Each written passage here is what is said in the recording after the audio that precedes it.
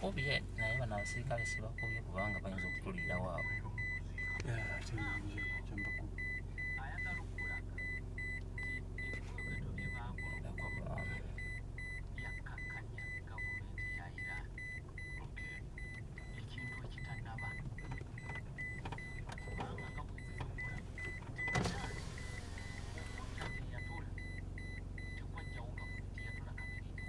Yeah, but same.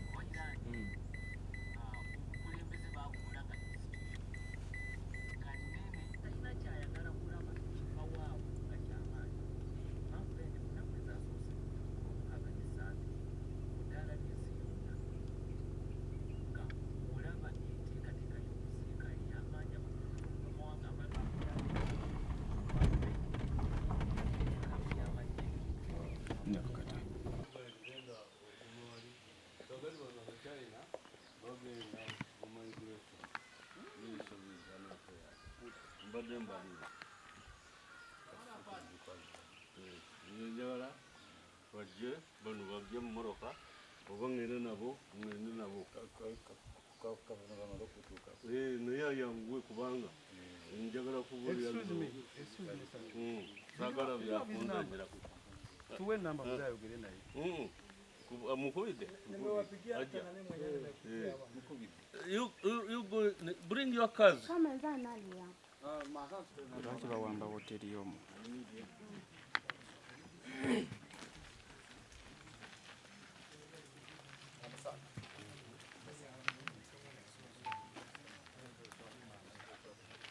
but you know, I had been at work, and I drove, and you come here at night because of the chaos. Yeah, but why? Why in this country?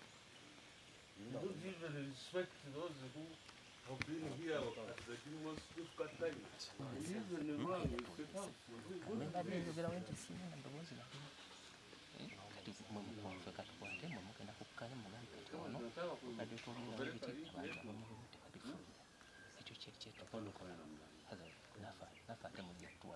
Foreigners, Chinese who are here at the Katomi Kingdom. yes sir. And our work is very simple to verify who is here, what is he doing, and how he came. Then we make a report and go back. But you do this to have a report? Wherever we have information that we need to verify. What is the information? Is it because So legally entrance in very the good country, so far is illegal entry in the country? suspected. Well, you call it suspected. Yes, yeah. But we are at the here. moment we suspect. Yes, I know. And we have a team from What they have just come to do. Whether they are tourists, they are workers, like you see. It's a joint team. Yeah, but I see how many people. you may be saying And They stay join here. security. Walikuja hapa kwa army uniform na injini iko ndani, walikuwa wanataka na kuingia nyumba yangu Your Excellency, usiku. nobody can do that. Nakati bana bali muno kwa vengo kwa passport. Passport ile. Nataka moja peke yake ungeni baki. Bafu na dafu kwenye mask. Kasram. Kwa chikora hapo. Adimpise ofisa akaje. Ujinde Wala. umusirikare kwa mwagazaji. Nibaga wao wagarabasika.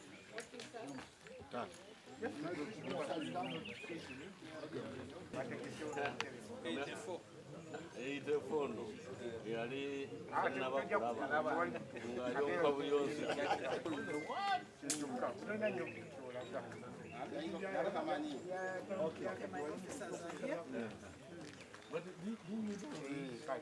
The people are minute first in the process. Because this should go few, we will take long inside. But if we run many, we'll do very fast. So you have been here since yesterday. We'll just arrive. But you will verify. Two, when they came here, then they applied into the migration to get their first 3 months. What do you call it? It's completely registered here. by law. Okay? Because they are more attracting people to come here and help people earn money. That's my job. That's why you see me in the swaps when they are trying to close the factory. I said, this one, don't close. Close this one who is building there.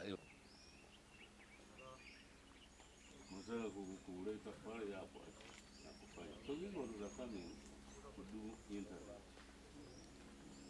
That's why I even sacrificed my Yahuka. Look at their passport. Some have already had the stuff. Others now, those who... Unabaki nje. So what Mkubwa, unabaki nje. Sina start. Wacha mbaki nje. I don't want to do... She has come. Waalaikum assalam warahmatullahi wabarakatuh.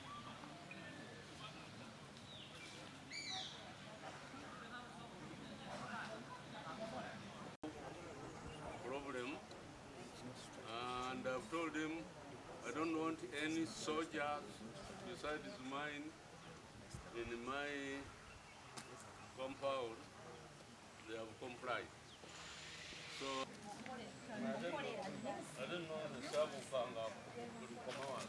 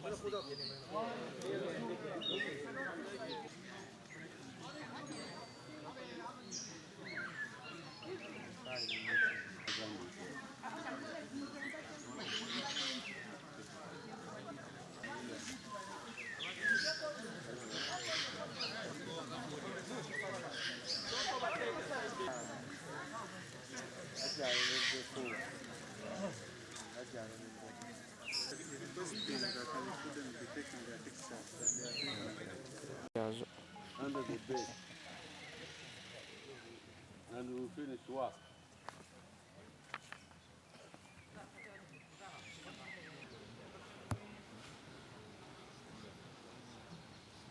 Toka wewe, toka.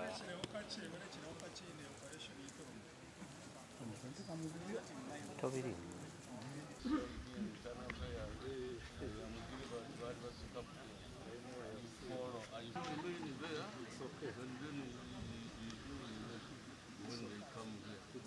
Otherwise, we shall have confusion. Another one comes, and go. Another one comes. I've been sitting. Afanagaba. Obudde. No, we need to divide that. Babiri. Baina kunoonya.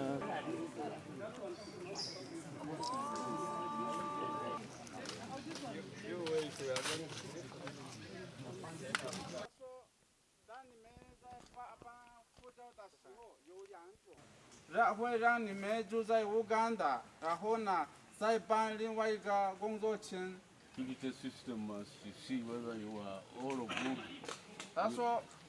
Ndi muntu mukulu.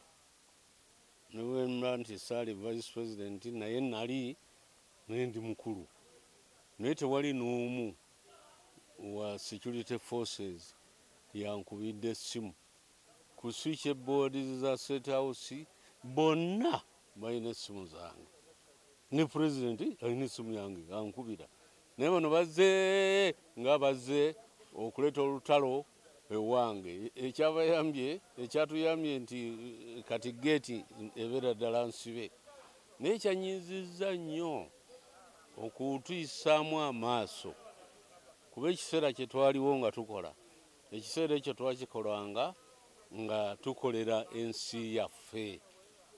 Olina okututeekamuko ku kitiibwa. Naye bano abaana b'ennaku zino bo balowooza nti be bokka abajja okubeerawo naye naffe gye tulaga gye bajja olubugumu lwe balina lujja baggwako kyekyo kyekyanyiizizza era omukunyiiza ennyo mbadde ngenda nakaawa wa pulezidenti nti waŋŋamba twagala okuleeta wano abantu abava ebweru abatuyamba abantu baffe okufuna emirimu mbaleese ate ono baleeta bibundubundu kubatiisatiisa kuba wano waddewo abamagye waddewo aba special forces waddewo abapoliisi waddewo aba intelligence waddewo aba migration what for nze ndowooza nti ensi yaffe tujagalamu eddembe ensi yaffe twagala okuleeta wano amakolero gakole abaana baffe bafune emirimu naffe tuyige tekinologi eyo empya naye okuyisa abantu abagezaako okulwanirira ensi yaabwe okubeera obulungi mu ngeri eno tulina okweddako wansi ne tutegeera nti bakuzaala n'okula n'otandika okukolera ensi naye bw'okula ate ogenda kukaddiwa ebyensi bibadde okolera obiveeko ate omulala omuto ajje naye mmwe abato naffe mututunuulireko mutegeere nti twaliwo ku budde bwaffe era twakola emirimu kati mwe mweyagalira mu mirimu gino mutuwe ekitiibwa ekisaanidde aba migration nga baga nti twagala kulaba ku passport z'abantu ne bajja ne basimba layini abachina bano ne balaga passport zaabwe ogenda okutuuka passport zonna zibalina ziri mu stamp naga naye tetumanyi oba bano bandibadde bajja nokukola wano konze sifaayo babadde basaba dda pamiti zaabwe ez'okutandika okukola naye ezimu tezinnajja naye mbaga nti awo bajje mwagala mukikole kwegamba ensi yaffe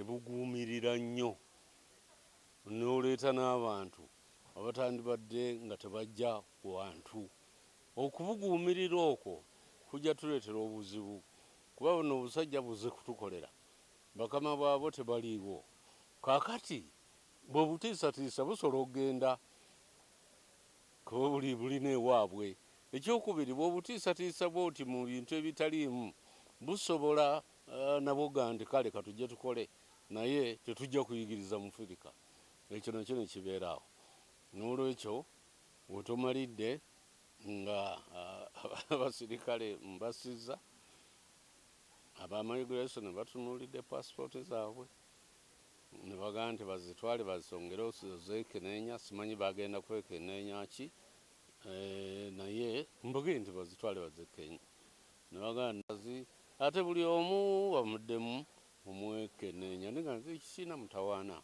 ekyo kyandibadde kikolebwa mu oda ng'ensi yaffe erimu oda naye si kukikola wuba emundu obusajja tebulina mundu nebwengakwataako nengakuba oluyi kebaka wansi kati bibadde binnumye naye mbakkiriza babatwale mu Ministry of Internal Affairs babukebere bwonna bwebanamulubukebera bukomewo bwebake bwe bagamba nti buddayo ewaabwe nga buddayo bwe bagamba nti muli batuufu okusigala olwokuba aliwo omuntu omu eyagambye nti wano waliwo abachina tebamanyi ngeri ki gye bajja